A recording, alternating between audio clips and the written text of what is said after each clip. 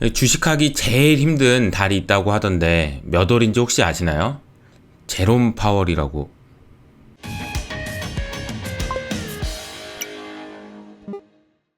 어제 미국 시장은 다우가 0.3% 하락했고요. 나스닥은 1.4%, S&P는 0.8% 하락했습니다.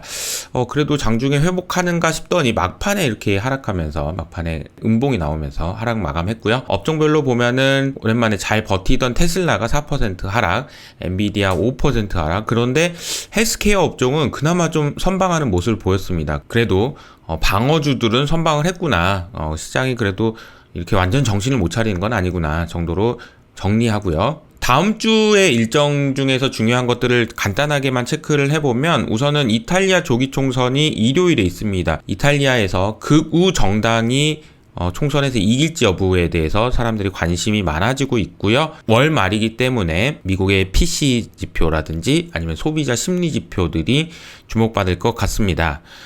테슬라 데이가 30일에 있다는 것도 좀 이슈가 되겠죠. 자, 골드만삭스 전망이 어제 새로 나왔는데요. 주가가 10% 정도 더 빠질 수 있다. 그렇군요. 캐시가 지금은 가장 매력적이다 라고 전략가가 얘기했습니다. 흔히 전략가 하면은 야 이것도 사고 저것도 이렇게 막 해야 되는데 캐시가 가장 네. 순환적인 약세장에 빠졌고 올해 한 19% 정도 빠졌는데 한 30% 정도 또 빠진다. 순환적 약세장에서는. 그러니까 한 10% 정도 빠질 수 있고 내년에 기업의 마진이 하락할 것으로 예상되는데 지금은 마진이 올라갈 거라고 보고 있어서 틀렸다. 니네들이 이렇게 얘기를 했고요. 메타와 구글이 감원을 하고 있다라는 소식인데 감원 소식을 저도 여러 차례 전해드리긴 했습니다만 이처럼 찜찜한 감원 소식은 처음인 것 같습니다. 약간 편법을 통해서 해고를 진행한다라는 소식인데요. 메타 같은 경우엔 직무가 없어진 직원이 한 달 내에 새로운 직무 배정을 못 받으면 고용계약을 종료한다. 아하. 너 이거 하지 마 라고 이제 다른 일 했는데 다른 데서 너 일로 와서 같이 하자 라고 얘기를 안 하면 그대로 계약 종료라는 얘기네요. 메타 주가는 하염없이 하락하고 있고요. 구글도 계속해서 하락하고 있는 모습입니다. 테슬라가 110만 대 리콜이 있었습니다. 내용을 보면은 세이프티 파워 윈도우 문제 때문에 110만 대 리콜을 했고요. 이게 세이프티 파워 윈도우가 뭐냐라고 봤더니 창문을 닫을 때 물체가 감지되면 자동으로 창문을 열리게 해서 창문에 끼는 사고를 방지하는 시스템이라고 하는데 이 문제가 이슈가 있었던 것 같습니다. 그래서 이 영향이었는지 어제 테슬라는 4% 그래도 잘 버텼거든요. 4% 하락하면서 마감했습니다. 채권 시장으로 넘어가 보면 2년물 금리가 다시 올랐습니다. 그러면서 근데 올라간 폭이 작아 보이지만 12bp나 올랐어요. 어제 너무 많이 올라서 올라간 폭이 작아 보이는 효과까지 나타나네요. 그러면서 2년물 금리는 4.12%, 10년물 금리는 3.7%입니다. 이게 지금 19bp가 올랐고 10년물 금리 3.7%. 영국도 난리가 났는데요. 영국 국채금리가 2020년 3월 이후로 최고 수준까지 올라갔고 게다가 지금 영란은행은 국채를 매각한다라는 이야기가 나오고 있기 때문입니다.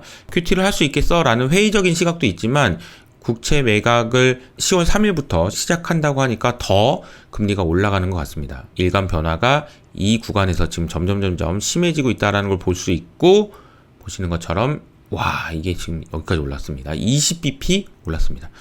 금리가 20bp나 올라간다라는 얘기는 20bp였거든요. 20bp나 올라간다는 얘기는 이게 이런 일이 없어요. 달러 인덱스 어제도 상승했습니다. 111.2에서 마무리가 됐고요. 가장 중요한 것은 N달러 환율일 텐데 N달러 환율이 보시면 여기서 만약에 지금 어제 BOJ가 끝나고 나서 엔화 약세로 위로 쭉 올라갔다가 안 돼! 그러면서 밑으로 쭉 내려가는 모습이죠. 만약에 여기서 쭉 올라갔다면 방향 잡고 쭉 갈 수도 있었는데 일본 당국에서 이대로는 안 된다라고 하면서 개입을 적극적으로 한 것 같습니다. 유로화도 약세를 이어갔고요. 다른 나라만 문제가 있는 게 아니죠. 우리나라도 지금 6개월 만에 1,400원대를 돌파하는 모습입니다. 어제 하는 총재님께서도 25bp 인상, 근데 좀 더 올릴 수도 있는, 고민, 이런 느낌을 내비치셨고요. 원달러 환율은 그래도 올라갔다 내려오긴 했지만 엔화처럼 적극적으로 개입하지는 못하는 모습인 거죠. 자, 엔화 개입에 관련된 이야기를 좀 더 해보겠습니다. 일본이 1998년 이후로 처음으로 외환시장에 개입했는데요. 145엔을 넘으면서 이거 큰일 났다라는 그 위기의식이 있었던 것 같아요. 그도 그럴 것이 연준은 금리를 이렇게 빨리 올린다는데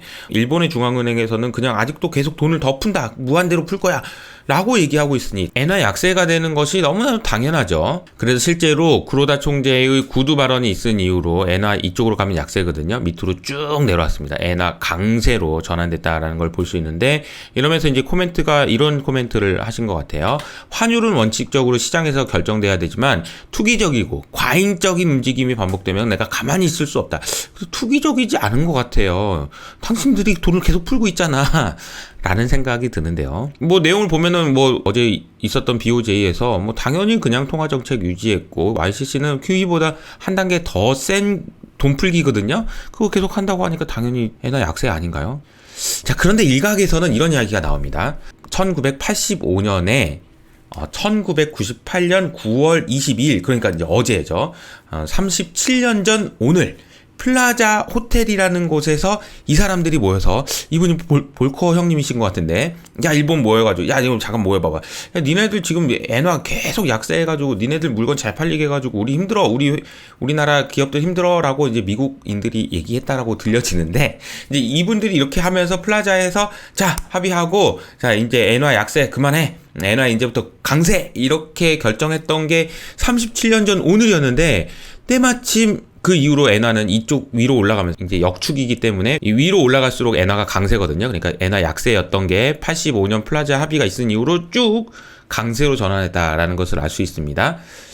그런데 때마침 37년 전 오늘이었던 어제 일본에서 적극적인 개입이 있으면서 엔화 강세 쪽으로 갔으니 야 이거 뭔가 좀 이상하게 좀 뭔가 야 어디 플라자 합의 아니면은 이번에 하얏트 호텔에서 만난 거 아니야? 라는 이야기들이 나오고 있는데요. 글쎄요 뭐 이건 개인적인 생각이지만 그때는 이제 미국이 주도하에 다 모여봐 이렇게 해가지고 이렇게 한 거라면 이번에는 그냥 일본 내부적으로 했으니까 그런 건 아니지 않을까라는 생각이 들면서도 어제 옐런 재무장관도 뭐 그런 이런 이야기들이 지금 나오고 있어서 글쎄요 이 내용은 좀 지켜봐야 되는 문제인 것 같습니다. 근데 한 가지 분명한 것은 달러 강세가 이런 이야기가 나올 정도로 심각하구나라는 건 한 가지 분명한 것 같아요.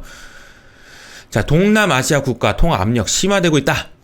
자, 그래서 75bp 인상으로 동남아시아 통화 압력 가중된다. 금리 차이 확대되고 있고 그래서 지금 동남아시아도 문제가 심각하다. 천연가스 가격이 어제 7%나 또 급락했습니다. 그리고 유럽 천연가스 가격은 뭐 200불 언더에서 움직이고 있고요. 자, 그리고 금리 인상과 인플레이션 그리고 부동산 투자와 관련된 뉴스가 하나 나왔는데 저도 몰랐는데 도이치뱅크의 런던 본사를 엄청 할인해서 매각하는 게 있었군요. 그래서 한 9억 파운드짜리를 8억 파운드 또 팔았다 이런 얘기가 나옵니다. 할인을 많이 해줬네요. 제레미 다이먼 회장님께서 어제 가상화폐에 대해서 이렇게 표현하셨습니다. Decentralized 폰지 스킴이다. 네.